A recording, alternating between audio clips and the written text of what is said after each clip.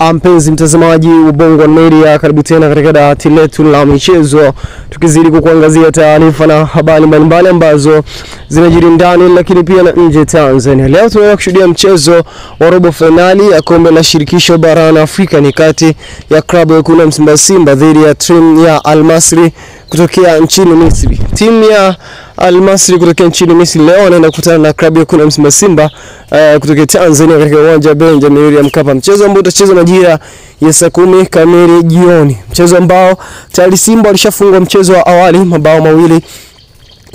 So Simba leo wanahitaji ushindi katika mchezo wa leo ili waweze kutinga hatua ya nusu finali. Leo kama ambavyo Simba wananikiza kwamba leo ni lazima wafuzu, kwa hii wanavuka. Simba wanahitaji ushindi mabao 3-0 ili waweze kutua katika hatua inayofuatia. Sawa kwamba range ya mabao yao ni 2, so Simba ili waweze kutua katika hatua inayofuatia wanahitaji ushindi wa mabao 3. Simba wamejipanga zaidi ukitazama hamasa ambayo wameiweka, lakini pia na juhudi kubwa zaidi ambazo wameendelea kuzianikiza ni kuhakikisha wanasogea katika hatua ambayo inafuatia. Mambo ni mengi, muda ni mchache. Sisi kama Bongo Media tunakupitisha katika yale ambayo yanaendelea kutrend katika mitandao ya kijamii. Chini ya kocha Fadlu Davis, Simba wamejipanga kuhakikisha mechi ya leo hawaishi katika hatua hii. Lakini jana katika mitandao ya kijamii, kocha mkuu wa klabu ya Wekundu wa Msimbazi Simba aliweza kusema kwamba yeye kama Simba isipofuzu basi atawajibika kwa namna moja au nyingine.